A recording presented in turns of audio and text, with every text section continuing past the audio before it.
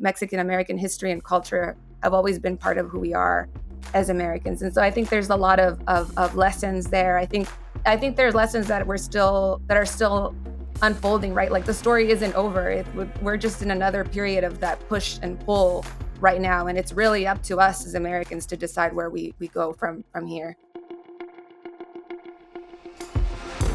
Hello, everybody, and welcome back to the Latino Vote podcast. Spring has not only sprung in Washington, D.C., but Mike Madrid, the pollen is so thick, I had to wash my Jeep twice this week. I'm over it. My nose is running. It's like I'm on that cocaine when I was 19 again. I didn't mean it like that. I mean, I thought I was having a cold. I don't even know where to go with that. Okay. Thank you. But that's my job here is to stump It's raining. It's raining in California, which is, I mean, we get rain. We know what it is. But it's been raining for like 3 days straight, which is a lot. It's a lot for us. Don't y'all get like mudslides? Because y'all ain't got no grass out there. We get a lot. Yeah, it's mudslide season, especially after the fires. But I'm in Sacramento, so we don't get mudslides in Sacramento. Just homeless slides. Homeless just sliding down the road. You and your homeless. There we go. I'm joking. I went there one time. I saw 2 homeless people. It scarred me forever. Anyway, sorry. You're hurting our feelings. We have a really special guest today that you should introduce because I've already taken. And for all you listening, it's an inside joke because Chuck Roach has never even taken a toke off of a marijuana cigarette, so the cocaine thing was a joke. I don't drink. Backing up. So anyway, making sure he's going to run for Congress, and now that he's going to pull his clip off the Latino Vote podcast. Introduce our special guest. We have a great guest today that I have been excited to bring onto the show for some time now. Her name is Jazmine Ulloa, and I have known Jazmine from her. She's been a reporter, is how we Chuck and I both have worked with her on various stories. She covers a whole array of things, but particularly some Latino issues. We got to know each other when she was with the Los Angeles Times here in beautiful Sacramento, Chuck. She then left to be with the Boston Globe for a bit and then was picked up by the New York Times, where she's doing remarkable work. And she just came out with a fantastic book. We're going to put the link into the comment sections, which everybody's got to pick up. It's called El Paso. El Paso. There it is. Hold it up. Let's both hold it up at the same time for those viewers. I've got mine's a little probably more messy. It's not signed yet. I want to get a signed copy, Jazmine. I've got notes. I've got underlines. I've got scribbles. I've got highlights. I'm like, I never thought I would say this, but the next American city I need to get to after reading this book is El Paso. And I want to talk a little bit about why as an introduction, and then we'll get to our guest. But you know how I get it with these interviews, Chuck. I get so excited. Here we go. This is in many ways is Paul Begala wrote an amazing review for this for the New York Times, where he kind of described it as part love story, part history, part memoir. It is really structured so eloquently, and it is such a beautiful read. And I know people, even your colleagues, will say your writing is really phenomenal, and it is a gift for us. I did not know, and I think I'm a pretty good student of Mexican and American history and the blend of those two.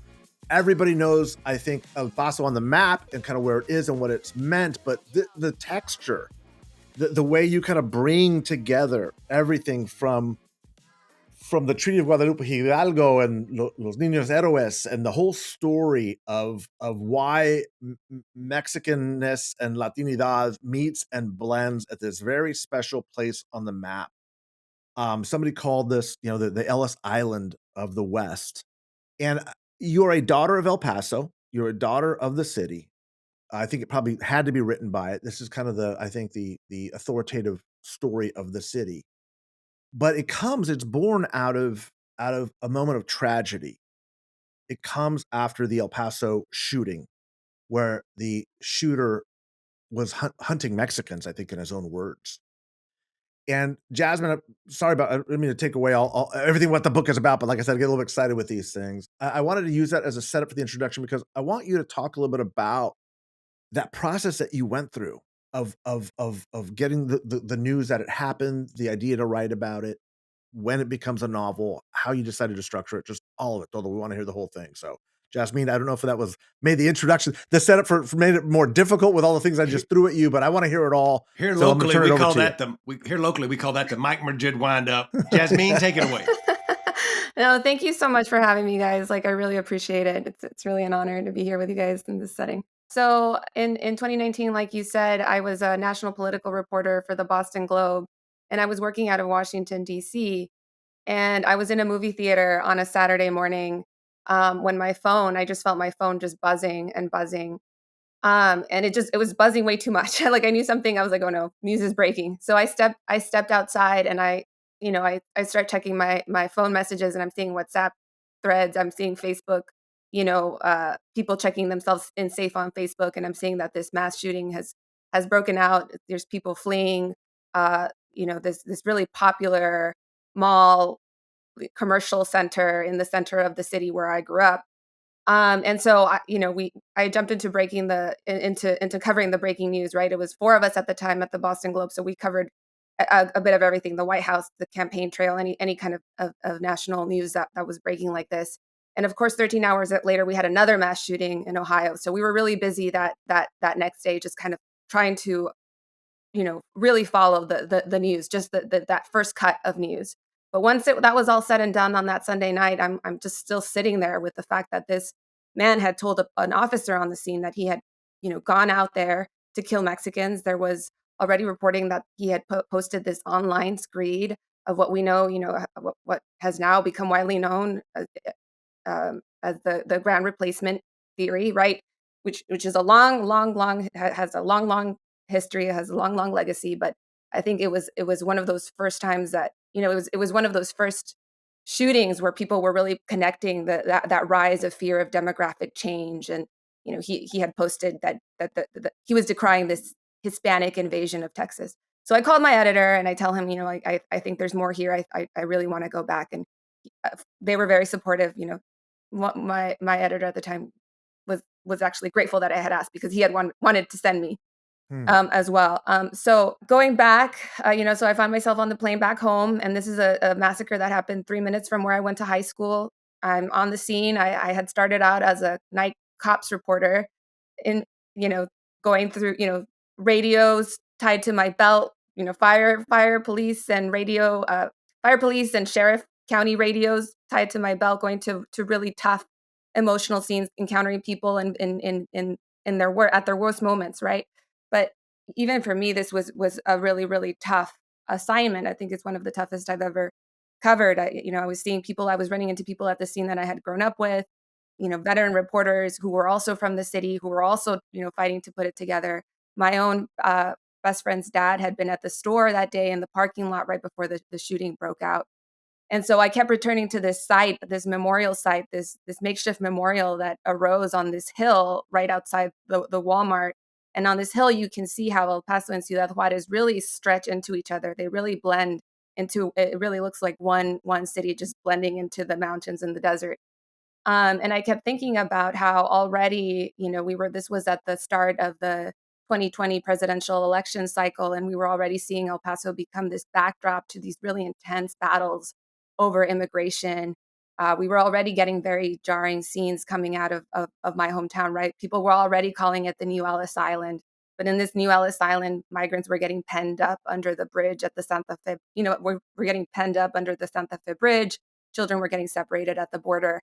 And so I just really I was already kind of thinking then about how I wanted to come back and tell a different story, really explore how this violence at the border had defined us as Latinos, but also tell a different story, because these weren't the images that I remembered growing up, about the place where I was from. To me, the border was much more than violence. It was trade. It was this exciting exchange of culture and ideas and language. And so I really wanted to go back and capture that, not look away from this really horrific incident, but also look at how this city has always been at the center of these forces of nativism and the pushback to it.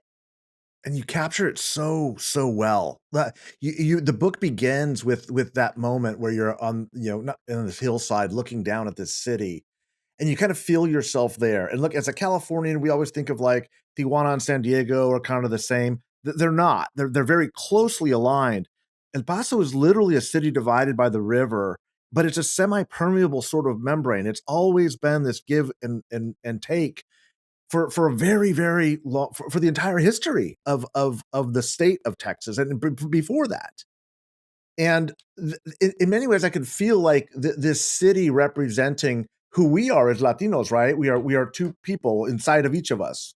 We feel our Latinidad, we feel our American identity. We kind of lean into one and the other.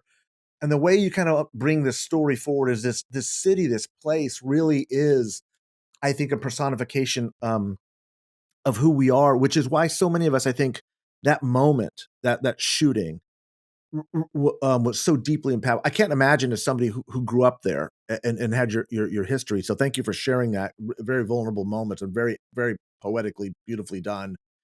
What do you think this means for the future of the city, and what can the city tell us as we kind of struggle through the tensions of this changing, transforming America?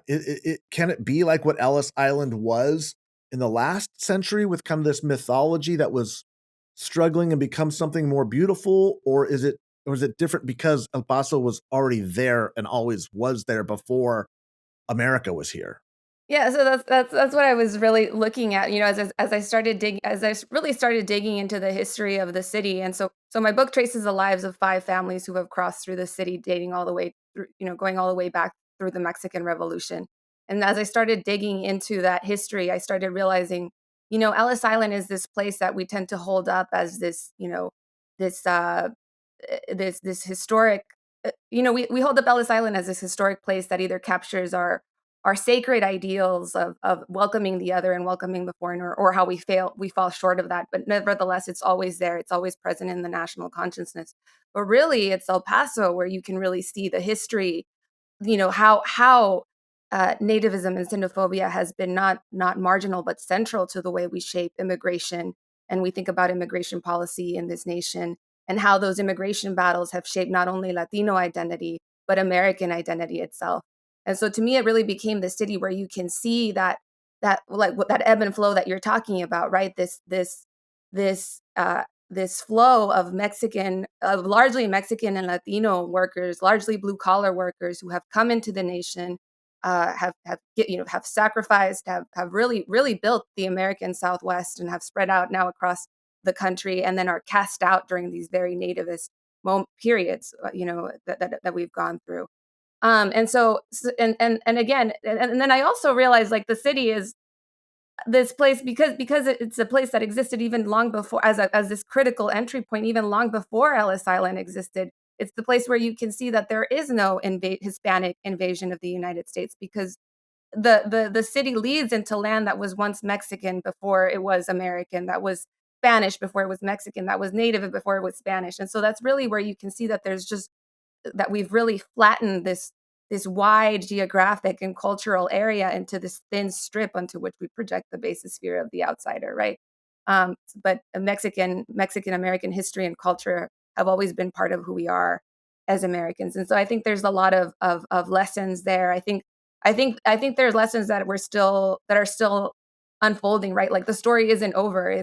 We're just in another period of that push and pull right now, and it's really up to us as Americans to decide where we go from here. And do you feel like we have a little bit more of control of that narrative as Mexican Americans, as Latinos, in a way that, and again, you eloquently write the history of, like, the delicing stories of the way they were treating immigrants, spraying them down with chemicals.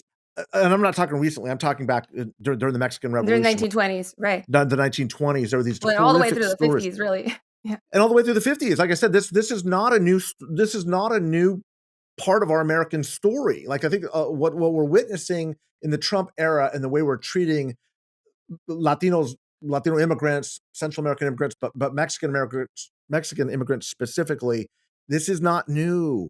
This is the whole story of the relationship that begins with, we could say that the Treaty of Guadalupe Hidalgo, it actually predates that. I mean, that's the whole relationship with the United States of America and Mexico.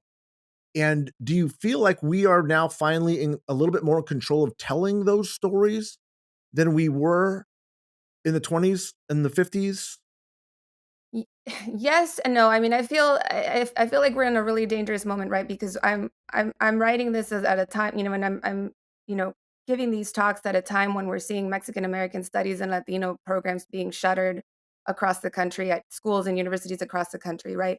And it's been such a bittersweet experience for me sharing sharing this book, because, like, on the one hand, the response has been incredible. I can't tell you how many people are coming up to me and sharing stories about, their crossings through their city, or their parents' crossings through the city. And these are braceros, mineros, but also doctors, and soldiers who were like stationed at Vietnam, who were stationed at Fort Bliss, and so it's such it's just reinforced this idea of what a critical portal this city has been. I mean, even the fact that I was getting text messages on the day of the shooting, I feel like that was an experience that so many El Pasoans across the country and really the world were experiencing in that moment, because so many of us have keep our ties even as we go away. The city really is true to its namesake. So I can see like the hunger in these types of stories, and in this Mexican history and this Latino history of the United States. But at the same time, it's like I said, it's bittersweet. It's sad because so much of that history has been forgotten. There's like a whole intellectual history on the border that's been forgotten, right? It wasn't just blue collar workers who were coming over, but a lot of intellectuals and activists and poets who were operating on the Mexican side of the border and fighting this authoritarian regime during the regime of Porfirio Diaz, right? And during the Mexican Revolution. And they were debating ideas about workers' rights and equality that we're still debating about today. And so many people just don't know that history. And in addition to that, we talk about I know you have a lot of this in your work, this erosion of trust in institutions and erosion of trust in scholars and expertise, right? And we often tie that as to like, well, there's this elitism, right?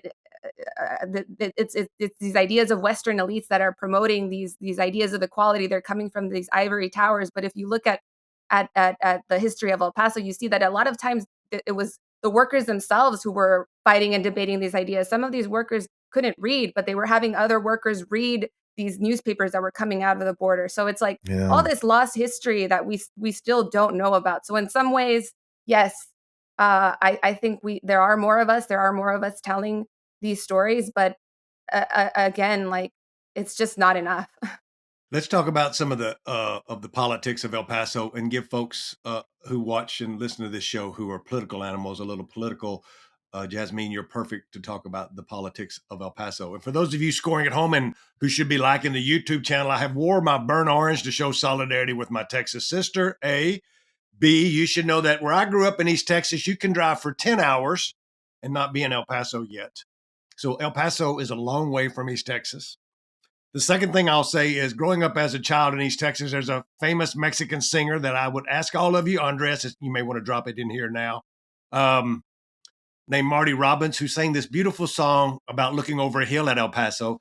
Mike, out in the West Texas town of El Paso, I fell in love with a Mexican girl. That's a story of my life throughout a lot of history. So listen to that song if you haven't. It's one of the most beautiful Marty Robbins songs ever sung. But I want to talk about the politics of East Texas. El Paso sits by itself at the tip, right next to our favorite congressional race, which is Gabe Vasquez. A lot of folks who can vote for Gabe Vasquez live just on the other side of the city in the New Mexico. Jazmine, is it called Sunrise? What's that community over there called? On the other side where the casino is? Sunland Park, are you talking about? Yeah, the park. Sunland Park. Yeah, so there's a whole group of people that live in New Mexico, but they come into El Paso every day to shop, eat, do all the things because they're a long way from the next city in New Mexico. So it's like part of the El Paso media market is where Gabe Vasquez represents. So you think about this river, it's not just Mexico and Texas. It's Mexico, Texas, and New Mexico. And New Mexico. And it's exactly right. And New Mexico has got an all-Democratic operation. Congressmen, senators, city councilmen. But Texas is all Republican except for El Paso, and I want to get to that, and this is my question. Is the city of El Paso is represented by Veronica Escobar, a staunch progressive. She worked and was a co-chair for the Biden campaign. Before her, there was a guy named Beto O'Rourke y'all might have heard about. But that's just the city. Outside of the city, there are two Republican congresspeople that represent the outskirts, one of which was Tony Gonzalez, who just stepped down with that congressional district, runs from the outskirts of El Paso and takes in part of El Paso all the way to San Antonio. So you have this very conservative Republican now who's out, but another conservative Republican running.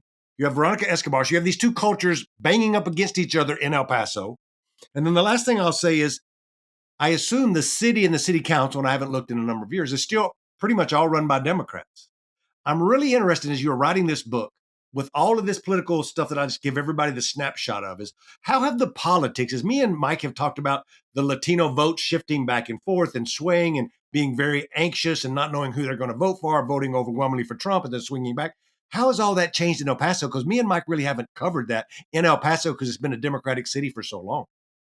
Yeah, I think it's been one of many Democratic cities along the border where you've seen this frustration with Democrats for a long time, and you've seen that erosion of support for the Democratic Party and a more willingness or openness to consider the Republican Party. But then, you know, because the city is 80% Hispanic, Latino, so again, kind of running up against interested in Republican politics, but then stop falling short of that because of the ethnic fear and nativism and xenophobia that is often promoted on the Republican side of the aisle. And especially after the mass shooting, I think it's one of the places where that erosion of Democratic support just wasn't as strong because there was just a lot more debate over the shooting, and it just felt just so much more real because everybody had a tie to it seemed like the degrees of separation between you and that shooting